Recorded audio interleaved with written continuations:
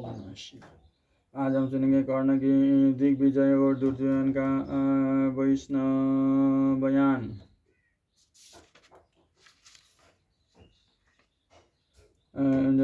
जन्मेजय ने पूछा, मुनि पर कृपा करके कहिए कि जिस समय महामना पांडव द्वैत वन में रहते थे उस समय हस्तिनापुर में महाधनुर्धर धृतराष्ट्रपुत्र सुतपूर्ण कर्ण महाबली शकुनि भीष्म द्रोण और कृपाचार्य ने क्या किया तो वैशंपायन जी कहते हैं, राजा दुर्योधन के लौट आने पर पितामह भीष्म ने उससे कहा, वत्स, जब तुम दैत्य वन में जाने के लिए तैयार हुए थे उसी समय मैंने तुमसे कहा था कि मुझे तुम्हारा वहाँ जाना अच्छा नहीं मालूम होता, किंतु तुम वहाँ चले गए। वहाँ शत्रुओं के हाथ में तुम्हें बंधन में पड़ना पड़ा और फिर धर्मज्ञ पांडवों ने ही तुम्हें उनसे छुड़ाया।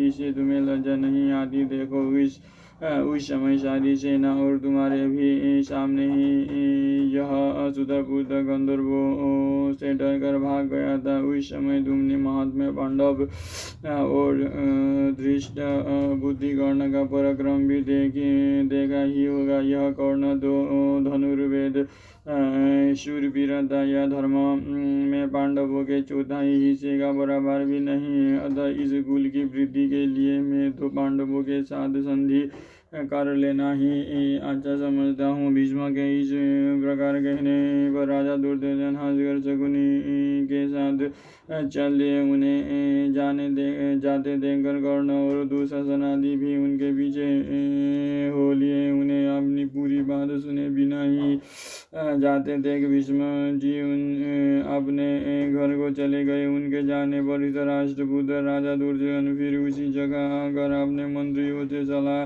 करने लगा कि हमारा हित किस प्रकार हो और अब हमें क्या करना चाहिए। उस समय कर्ण ने कहा, राजन मुनियों में आप से एक बात कहता हूँ, भीष्म सदा ही हमारी निंदा करते रहते हैं और पांडवों की प्रशंसा करते हैं। आपने देश करने के कारण उनका मेरे प्रति भी देश हो गया है और आपके आगे वे मेरी तरह तरह के निंदा करते हैं। सो मैं भीष्म के उन शब्दों को सहन नहीं कर सकता। आप मुझे सेवक, सेना और सवारी देकर पृथ्वी को विजय करने की आज्ञा दीजिए। आपकी विजय अवश्य होगी। मैं शास्त्रों की शपथ करके सच्ची प्रतिज्ञा करता हूँ। कर्ण के यह शब्द सुनकर दुर्योधन ने अत्यंत प्रेम से कहा, वीर कर्ण, तुम सदा ही मेरा हित करने के लिए उद्यत रहते। यदि तुम्हें निश्चय है कि मैं अपने सारे शत्रुओं का परास्त कर दूंगा तो तुम जाओ और मेरे मन को शांत करो। दुर्योधन के ऐसा कहने पर कर्ण ने अपनी दिग्विजय यात्रा के लिए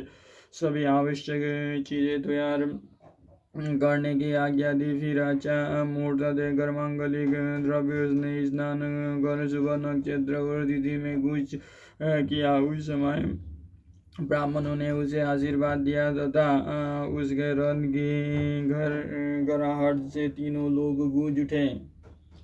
हस्तिनापुर से बड़ी भारी सेना के साथ चलकर पहले महाधनुर्धर कर्ण ने राजा द्रुपद की राजधानी को घेरा और बड़ा भीषण युद्ध करके वीर द्रुपद को अपना आश्रित बना लिया। उससे कर रूप में आपने बहुत सा सोना, चांदी और तरह तरह के रत्न लिए। उसके बाद जो राजा द्रुपद के अधीन थे उन्हें जीत कर उनसे भी कर लिया। फिर वहां से चलकर उत्तर दिशा में गया और उधर के सब राजाओं को हराया। महाराज भगदत्त को जीत कर शत्रुओं से लड़ता लड़ता हिमाचल पर चढ़ गया। इस प्रकार उस ओर के सब राजाओं को जीत कर उसने नेपाल देश के राजाओं को भी परास्त किया। फिर हिमालय से नीचे आकर पूर्व की ओर धावा किया और उस ओर के अंग भंग, कलिंग, शुंडिक, मिथिला, मगध,